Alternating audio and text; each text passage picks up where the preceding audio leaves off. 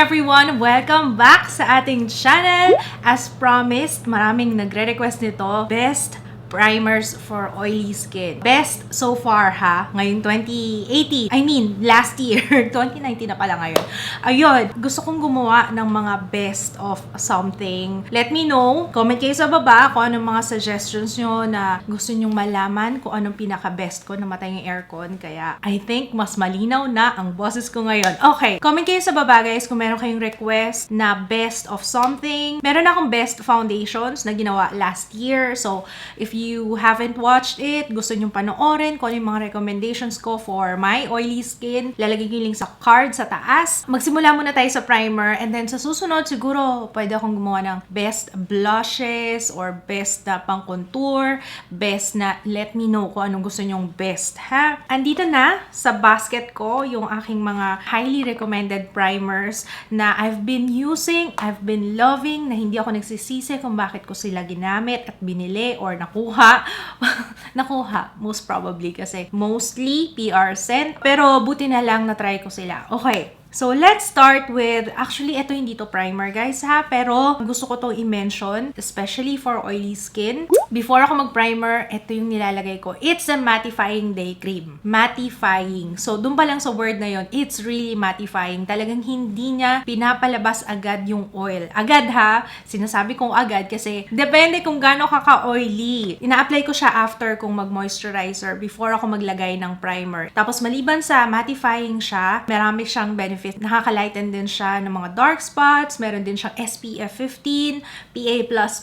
So, ayun. Pero ang pinaka-gusto ko sa kanya is yung effect niya na hindi kagad nag-oil up yung skin ko sa kanya. Kaya kapag meron akong event na, alam niyo yun, yung masasabak ako sa init, ganyan, and wala akong time magsalamin, mag-touch up, mag-blot. Ito talaga yung BFF ko pag sa mga panahon na ganun. Although, pwede nyo itong gamitin everyday. I highly recommend na gamitin siya everyday para makuha nyo talaga yung benefits niya. Pero sobrang ganda nito para ma-maintain na mattified ang inyong face kahit na meron kang foundation or yon. Okay, next one is Hourglass Veil Mineral Primer. I love this. As in, hindi ako nagsisisi talaga na binili ko siya. As in, buti na lang talaga. Binili ko nga ba to? Alam ko binili ko to sa Singapore. Tama ba? Alam ko binili ko siya. Gustong gusto ko talaga to, guys. Napakaganda niya talaga. As in, ganito yung itsura niya. It's lightweight and hindi mo mafe-feel once na in-apply mo, wala kang mararamdaman sa kanya. Sobrang lightweight niya. Ang ganda ng pag-glide ng foundation sa kanya. Tapos, meron siyang added glow sa skin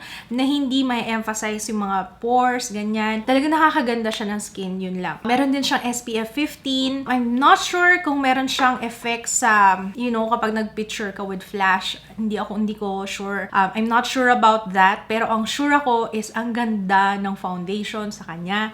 Kaya kapag may pictorial ako ganyan, ito talaga ang aking pambato. Dahil sa sobrang lightweight niya, kahit na mag-additional primer ka pa, okay na okay. Okay, syempre, I think ito yung pinaka-the best sa lahat ng primers ko na I can't live without, lalo na I have visible pores. NYX Pore Filler.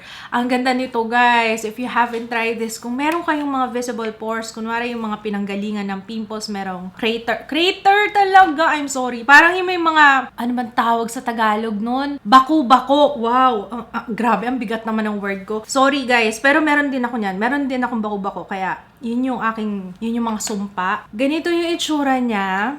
Ayan yun, ayan. Ganyan yung itsura niya. Tapos kapag ginanyan mo, papasok siya talaga dun sa mga baku-baku dun sa face mo. Yun yung pinaka-gusto ko sa primer. Ay, nakalimutan kong banggitin kung bakit gusto ko yung primer para sa mga beginners. Ayan, sorry ha, konting pause muna tayo sa NYX Pore Filler. Kaya ako gumagamit ng primer. Unang-una is para sa aking visible pores. Pangalawa is para ma-maintain na mattified yung aking face. Pangatlo, para mas maganda yung lapat ng foundation and mas maganda yung kapit sa skin at mas mapatagal yung foundation. So, yun yung mga purpose ng primer. Okay, so balik tayo kay NYX pore filler. Pasok sa banga to pagdating sa pores. Okay din siya pang mattify ng face. Napapatagal din niya yung makeup. Maganda yung kapit ng foundation. I think all of the above talagang binibigay niya. Kaya love na love ko to, guys. If you can check this out, sobrang I highly recommend this sa lahat ng mga primers ko. Ito yung pinaka okay na okay. Lalong-lalo na sa merong visible pores. Okay, next one is, ayan, yung Happy Skin Matte About You. Nabanggit ko na to sa Best of 2018 Local Makeup Products Edition. And babanggitin ko ulit ngayon, okay siya pang mattify ng face. Pero pagdating sa pores, medyo okay din, pero hindi siya kagaya ng NYX Pore Filler. Ang pinaka gusto ko sa kanya is yung na-maintain niya na shine-free yung aking face 4 hours. Kaya, ayan, medyo mahal nga lang to, pero maliban sa packaging niya, ang cute-cute. Parang mermaid, ano? Yan. Kaya lagi ko sigurong ginagamit. Kaya malaking factor din sa packaging is yung madali siyang makita. Tapos yung maganda sa mata, yung parang eye candy talaga. Para yun yung unang kukunin, yun yung unang mong gagamitin. So, ayan, medyo mahal lang ng konti, pero it works well. Okay, sa mura naman tayo, No Shine Mattifier Quick Effects. Okay naman siya sa pores, guys, ha. Ang pinaka nag-stand out sa akin sa performance niya is yung pag-mattify niya ng face at pag-maintain niya na oil-free yung aking skin 4 hours. Yan. Ito yung pinakamura na pinaka-okay na primer sa tingin ko na locally available. Available siya sa Watsons. Quick Effects No Shine Mattifier. Ayan. Maganda to, guys. Tapos mura lang siya. So, kung nagsisimula ka, ito yung marirecommend ko. Pero, again ha, okay lang siya. Kumbaga sa pag-hide ng pores, carry lang siya. Hindi siya kasing ganda. Talaga, ito yung binibida ko, diba? Yung NYX Pore Filler. Hindi siya kasing ganda ni NYX Pore Filler, pero pwede na. Siguro masasuggest ko to sa mga hindi naman ganun kadami yung visible pores or hindi naman ganun ka-visible yung pores nila. So, ayan, yung Quick Shine. Ba't Quick Shine ako ng Quick Shine? Quick Effects No Shine Mattifier. Okay, next one. Medyo mahirap nga lang siyang hanapin yung The Ordinary High Adherence Silicone Primer. This one is para maganda yung lapat ng foundation. Alam niyo yun? Another lightweight na primer. Yun nga lang, pagdating sa pores, wala siyang masyadong maitulong, pero pag nilapat mo naman yung foundation ay paka. So, isa sa mga okay na primer. Medyo mahirap lang hanapin. I think online lang siya available, The Ordinary. Pero ang smooth niya sa skin. Kung ang problema niyo is textured yung inyong skin, tapos parang may mga foundations na na-emphasize, lalo pag matte foundation, kailangan nyo talaga mag-primer kasi sometimes, or most of the time, pag gumamit kayo ng matte foundation, na-emphasize na yung texture ng skin kasi nga matte siya. So, kailangan nyo mag-apply muna ng something para pag nilagay nyo na yung foundation, mas maganda yung lapat. So, yun yung purpose ng primer. So, yun yung kagandahan ng The Ordinary. Maganda yung lapat ng foundation. Unfortunately, pagdating sa pores, medyo, okay lang. You need something else para sa pores. Pwede rin naman yun. Okay, so yun. Dahil nabanggit ko yun, MAC Prep and Prime Pore Refiner Stick. So, eto, ginagamit ko lang siya dito sa cheeks. Actually, kahit na pangpatong lang over your makeup, pwede rin. Kunwari nakikita mo yung pores lumalabas na. Patong mo lang ng ganyan. Hindi niya na-disrupt yung itsura ng foundation. Usually, ang combo ko, pwede akong gumamit ng The Ordinary na primer.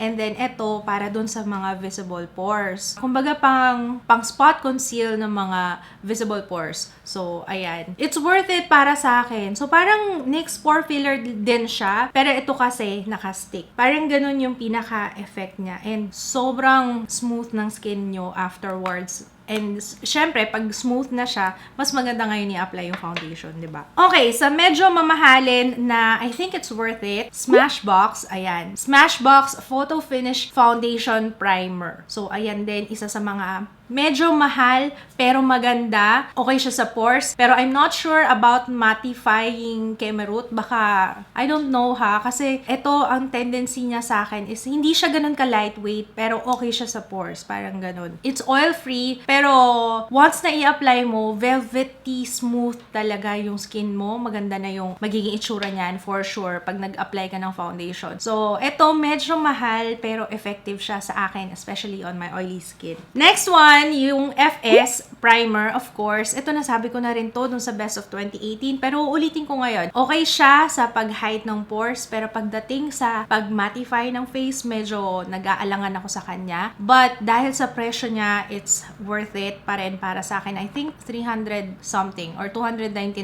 yung presyo nito. Okay pa rin. Mas murang version ng Happy Skin. So, yan. Next one is yung Clio Egg Pore Primer. Ito, pasok sa banga lahat. Mapa-pores man. Kung pores man yung problema nyo, ayan. And pang mattify, okay din siya. And I think sa lahat ng primers, ito yung kumbaga pinaka-smooth yung pakiramdam sa skin. Hindi ko alam kung dahil sa egg. Kasi egg pore. Egg talaga. Pero grabe, ang smooth niya talaga. Ang smooth niya sa skin. Clio yung brand niya. Ayan. Egg Pore Primer ng Clio. I highly recommend this. Okay siya pang mattify. Okay din sa pores. It's lightweight. And so far, sa lahat ng mga primers na nabanggit ko today, ito yung pinaka-smooth talaga sa face. Ayun. Kasi parang one time, ito kasing Clio, parang one time naging matunog siya. Lalo na tong Egg Pore Primer. Pero so far, kailan ko ba ulit ginamit to? I think 2 weeks ago, ginamit ko siya ulit. Nakalimutan ko na nga kasi napunta siya sa dulo ng drawer ko. Pero yan, I highly recommend this. Isa sa mga favorite ko months ago. I think 6 months ago. Teka, gano'n ka ba kataga? Ayan, 12 months lang once you open. So, malapit na to. Malapit na rin siyang ma-expire pero I highly recommend this. Lastly is yung Benefit the Porefessional Primer. Maliit lang yung aking, ayan, maliit lang yung nasa akin. Pero if ever maubos na to, hindi ako magdadalawang isip na bumili nung malaki. It's nice. Hindi siya malagkit and wala siyang feeling. Matte talaga siya kung matte pag in-apply mo sa skin. Okay din siya pang hide ng pores. Sa akin, hindi siya yung primer na parang merong something kang nilagay. Hindi mo mafe-feel na merong something kang nilagay sa kanya. Siguro ang pinaka-okay sa akin dito is maliban sa na-hide niya yung pores, maganda rin yung pag-maintain na shine-free yung face. Okay na okay din siya sa akin. And pagdating sa application ng foundation, I would recommend na gumamit kayo ng sponge kasi, ewan ko ito lang yung primer na parang nag-move siya, lalo na pag sa pores parang pag brush yung ginamit ko, nag-move siya. Kaya siguro mas love ko na gumamit ng sponge like this one, ayan, kesa yung mga brush for applying foundation.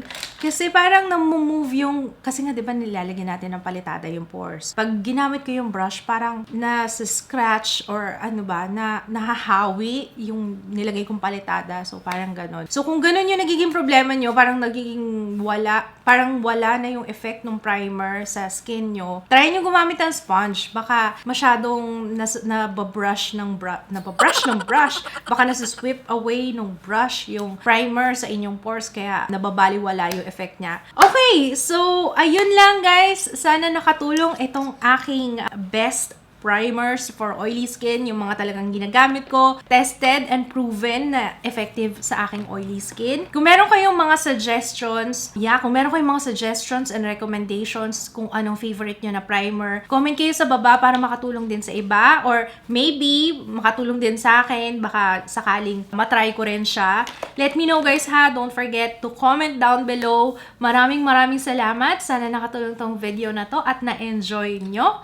At kung oo, baka naman, please don't forget to thumbs up. Kung hindi ka pa nakaka-subscribe, make sure to subscribe. Marami tayong videos for 2019. For 2019. So, yun lang. Thank you so much for watching. I will see you again on my next one. Bye!